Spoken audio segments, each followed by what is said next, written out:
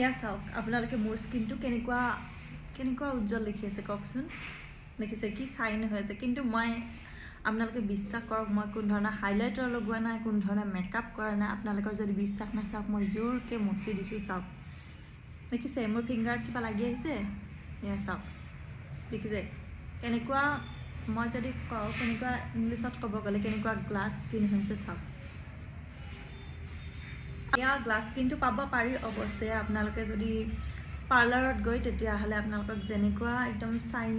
এনেকুৱা চাইন হৈ থকা স্কিন দিব আপোনালোকক কিন্তু বহুত বেছি কষ্ট হৈ যাব বহুত বেছি এমাউণ্ট এটা ভৰিব লাগিব আৰু আপোনালোকৰ ছাইড এফেক্টো আহিব কাৰণ কেমিকেল ট্ৰিটমেণ্ট ইউজ কৰিলে ছাইড এফেক্ট আহিবই মই সেইকাৰণে আপোনালোকক আজি বলকচোন কিনো দেখাব পাৰোঁ একদম ছাইড এফেক্ট নোহোৱাকৈ হয় নমস্কাৰ মই পিনাকী শৰ্মা আপোনালোকক মোৰ চেনেললৈ ওয়েলকাম জনালোঁ আপোনালোকে ভাল মানে ভিডিঅ' এটাতে ক্লিক কৰা বুলি মই ক'ম কাৰণ কি আমাৰ যেটো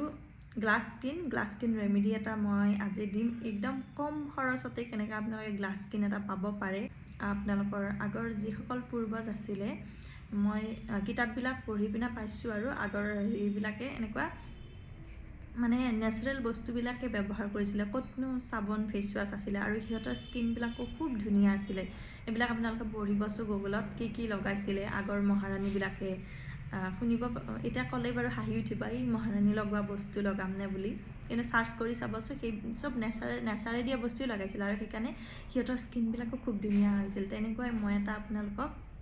আজি ৰেমেডি আপোনালোকক কম 7 ডেজ স্কিন চেলেঞ্জ আৰু মই সেইটো আজিৰ পৰা ষ্টাৰ্ট কৰিম 7 দিনলৈ আৰু আপোনালোকে মোৰ লগে লগে সেইটো কৰি যাব বুলি মই ভাবোঁ অনলি আপোনালোকে কিটচেনৰ বস্তু দি একদম কোনো ধৰণৰ ছাইড এফেক্ট নাই আৰু ইমান কম বাজেটতে আপোনালোকৰ এনেকুৱা দেখিছেনে এনেকুৱা গ্লাছ স্কিন পাব আৰু বলক মোৰ লগত আজিৰ পৰা 7 ডেজ স্কিন চেলেঞ্জ কৰোঁ মই ইমান বেছি স্কিনৰ ভিডিঅ' নিদিওঁ কিন্তু যিটো মই কৰি পিনে মই ৰিজাল্ট পাইছোঁ সেইটোহে আপোনালোকৰ আগলৈ আগবঢ়াওক কাৰণ ষ্টেপ বাই ষ্টেপ আপোনালোকক দেখাই গৈছোঁ কিটচেনতে থকা কি সৰু ইনগ্ৰিডিয়েণ্টছেদি আপোনালোকে এনেকুৱা গ্লাছ স্কিন পাব পাৰে এয়া চাওকচোন ৰেমেডিটো মই আপোনালোকক দেখাই দিছোঁ এয়া চাওক এয়া লৈছোঁ বেচন 1 চামুচ তাৰপিছতে লৈছোঁ এইটো টেঙা দৈ আমুলৰ আৰু নেক্সট লৈছোঁ এয়া হালধি আপোনালোকে ঘৰত বনোৱা হালধিও ল'ব পাৰে মইতো অনলাইন পাৰ্চেছ কৰিছোঁ কস্তুৰী হালধি হয় আপোনালোকে কস্তুৰী হালধি নাই নকৰোঁ এনেকুৱা কথা নহয় আপোনালোকে কিটচেনত থকা হালধি ব্যৱহাৰ কৰিব পাৰিব কাৰণ মানে এইটো কিয় ব্যৱহাৰ কৰা নহয় কিটচেনত থকা হালধিটো এটা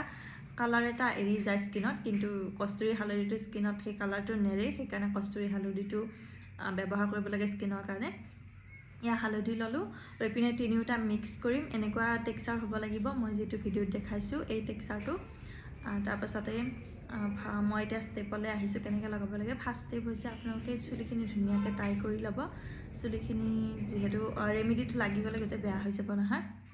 কৰি লওক যাতে আপোনালোকৰ ৰেমেডিটো চুলিত নালাগে এয়া ফাৰ্ষ্ট ষ্টেপ ছেকেণ্ড ষ্টেপ হৈছে ধুনীয়াকৈ মুখখন ক্লিন কৰি ল'ব কাৰণ কি আপোনালোকে যদি ক্লিন নকৰে লেতেৰাৰ ওপৰত যিমান ঘাঁ পিয়া কৰি থাকক যিমান স্ক্ৰাব নকৰে আপোনাৰ স্কিনৰ ভিতৰত পেনিট্ৰেট নহ'ব নহ'লে আপোনালোকৰ এনে ক'ত আপোনালোকে দাৰ্জিলিং থকা স্কিন পাব নেক্সট আপোনালোকে পেষ্টটো ধুনীয়াকৈ মুখত এপ্লাই কৰক এপ্লাই কৰি পেষ্টটো ধুনীয়াকৈ আপোনালোকে ফেচত এপ্লাই কৰক কৰি পিনে যিখিনি ক'লা দাগ আছে পিগমেণ্টেশ্যন আছে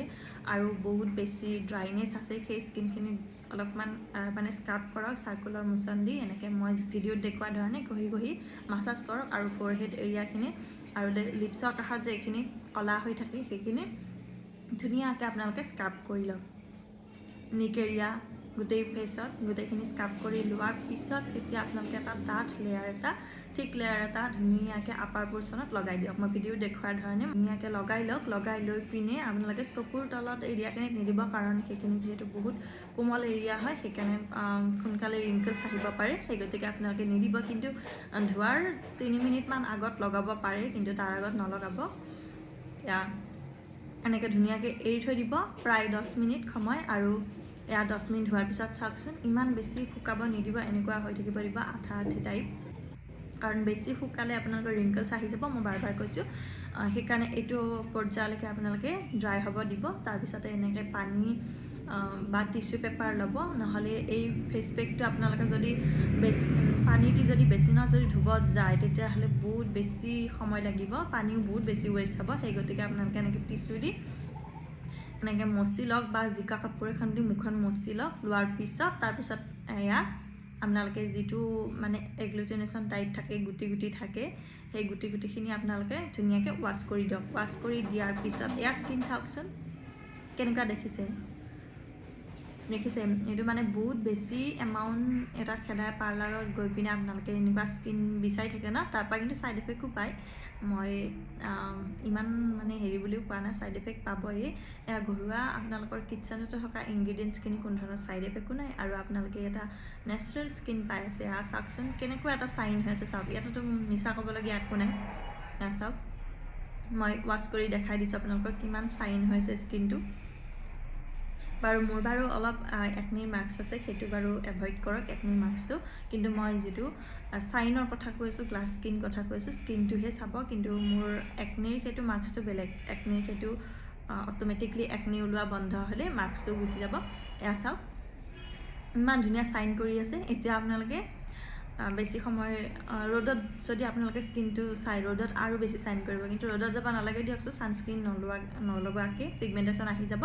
এতিয়া ধুনীয়াকৈ মুখখন ড্ৰাই কৰি লৈ ইয়াতে আমি এতিয়া ধুনীয়াকৈ এটা গোলাপ জল টোনাৰ স্প্ৰে কৰিম বা যদি স্প্ৰেটো নাই মোৰ নিচিনা এনেকৈ হাতেদি দিলেও হ'ব পেনিট্ৰেট কৰিব লাগে জাষ্ট অপেন প'ৰ্ছবিলাক হৈ আছেতো সেইকাৰণে ধুনীয়াকৈ আমি গোলাপ জলটো এনেকৈ টোনাৰটো স্প্ৰে কৰি ল'ম লোৱাৰ পিছত ধুনীয়াকৈ এটা ভাল চাই মইশ্চাৰাইজাৰ আৰু ছানস্ক্ৰীন এপ্লাই কৰিম তাৰপিছত আপোনালোকে স্কিনটো চাওক আগতে কেনেকুৱা আছিল আৰু এতিয়া কেনেকুৱা আৰু মই এই 7 দিনৰ চেলেঞ্জটো মই একচেপ্ট কৰিলোঁ আপোনালোকেও মোৰ লগতে কৰিব বুলি মই ভাবোঁ আৰু 7 ডেইজ হোৱাৰ পিছত মোক এটা কমেণ্ট কৰিব আপোনালোকৰ স্কিনটো কেনেকুৱা আছিল আৰু কেনেকুৱা হ'ল আগত এটা ফটো আৰু পিছত এটা ফটো মাৰিব নিজে ডিফাৰেঞ্চটো দেখি পাব আৰু বেচনটো এটা এনেকুৱা বস্তু বেচনটো এটা স্ক্ৰাবৰ কাম কৰে আপোনালোকৰ গোটেই যিমান মানে ডেড স্কিন আছে গোটেইখিনি আপোনালোকৰ ৰিমুভ কৰায় আৰু যদি ডেড স্কিনৰ ওপৰত সদায় আমি ঘঁহিয়ে থাকোঁ তেতিয়া যি ঘঁহি আছোঁ মইশ্চাৰাইজাৰে হওক ছানস্ক্ৰীন হওক পেনিট্ৰেট কৰিব নোৱাৰিব যি আমি ৰেমেডি লগাই আছে পেনিট্ৰেট কৰিব নোৱাৰিলে গুণাগুণো নাপাব সেইকাৰণে এনেকুৱাকৈ আপোনালোকে বেচনটো আপোনালোকে সপ্তাহত 3 দিন পাৰিলেতো ৰেগুলাৰ ফেচ ৱাছ হিচাপে ইউজ কৰক যাৰ সময় নাই তেওঁ বাৰু 3 দিন কৰক সপ্তাহত যাৰ অলপ হাতত সময় আছে তেওঁলোকে ৰেগুলাৰ হালধি বেচন ফেচ ৱাছ হিচাপে আপোনালোকে ফেচ ৱাছ নহয় গোটেই বডি ৱাছ হিচাপে আপোনালোকে ব্যৱহাৰ কৰক মই হোল বডি মই যেতিয়াৰ পৰা গম পাইছোঁ সৰুতে বাৰু গম পোৱা নাই মাহঁতে যিহেতু শিকোৱা নাছিলে যেতিয়াৰ পৰা মই নিজেই জনা হ'লোঁ তেতিয়াৰ পৰা মই বেচন হালধিৰে মই গোটেই হোল বডি ৱাছ কৰোঁ আৰু তাৰ লগতে ফেচ ৱাছো মোৰ বেলেগ নাই অনলি বেচন আৰু হালধি আৰু কাৰ্ডটোতো জানেই আপোনালোকে দৈৰ কিমান গুণাগুণ যদি আপুনি অনলি দৈৰ যদি পানীখিনি দিও আপোনালোকে মুখখন ধুৱে তেতিয়া গম পাব কিমান তাৰ বেনিফিট হয় বাকি আপোনালোকে এই চেলেঞ্জটো একচেপ্ট কৰক আৰু কেনেকুৱা পালে মোক কমেণ্ট কৰি জনাব টিল দেন বাই বাই